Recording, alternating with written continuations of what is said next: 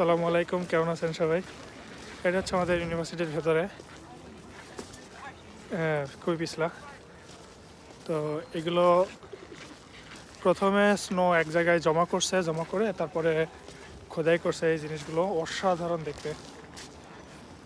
এগুলো মূলত বিভিন্ন অন্যান্য বিশ্ববিদ্যালয় থেকে স্টুডেন্টরা, টিচাররা এই ইভেন্টে যোগ দিছিল এগুলো তৈরি করতে। অসাধারণ, প্রত্যেকটা একেবারে ইউনিক, আর আসলে অনেক সুন্দর লাগতেছে। আসলে হারবিনে না আসলে হয়তো বা এগুলো দেখার সুযোগ হইতো না। এটা দেখাই,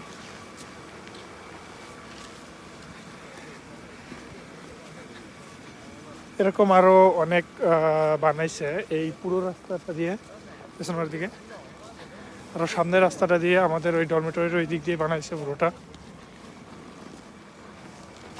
ডাইনোসর বানাইছে, ডাইনোসর মাশরুম।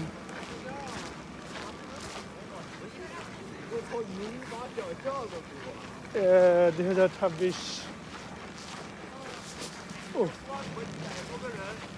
বেশ পিচ্ছিল, নিচে স্নো পড়ে আছে, তো দারুণ এগুলো দেখতে। তো এইগুলোতে পার্টিসিপেট করছে বিভিন্ন ইউনিভার্সিটির লোকজন, বাইরে থেকে অনেক লোকজন আসে আসলে এগুলো দেখতে। প্রতি বছরই এরকম তৈরি করে। তো আমি প্রথম এই বছর এখানে আসছি, তো এটা দেখে বেশ ভালোই লাগতেছে। এই যে এটা দেখেন, দারুণ বানাইছে।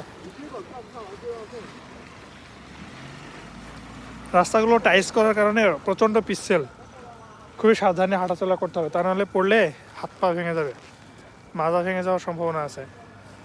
প্রতি বছর হারবিনের এই সিটিতে শুধু পিছলে পড়ে অনেক মানুষের হাত পা মাজা এগুলো ভেঙে যায়। এর জন্য হারবিনে অনেক বেশি এই হার্ট সংক্রান্ত বা ভাঙা সংক্রান্ত ডাক্তার পাওয়া যায় আসলে।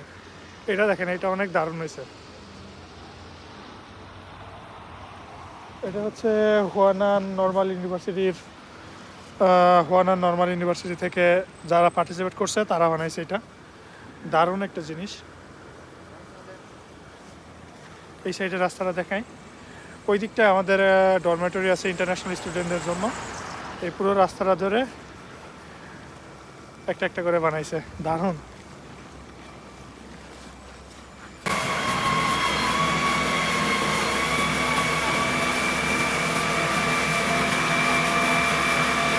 একটা উৎসব ভাব আসলে, চারিদিকে কেমন যেন একটা উৎসব মতো ভাব। মানে প্রচণ্ড ঠান্ডা, স্নো পরিষ্কার করাই লাগবে, তা না হলে রাস্তায় হাঁটা যাবে না, এগুলো পিচ্ছিল হয়ে যাবে। এটা ক্যাম্পাসের গেটের বাইরে চলে আসছি। একটা লেক ছিল, লেকটা সম্পূর্ণ জমে গেছে, আসলে বরফ জমে গেছে। তো এই আজকে সকাল থেকে, ভোর থেকেই একাধারে স্নো পড়তেছে। এই যে দাড়িতে স্নো জমে গেছে। ধন্যবাদ সবাইকে।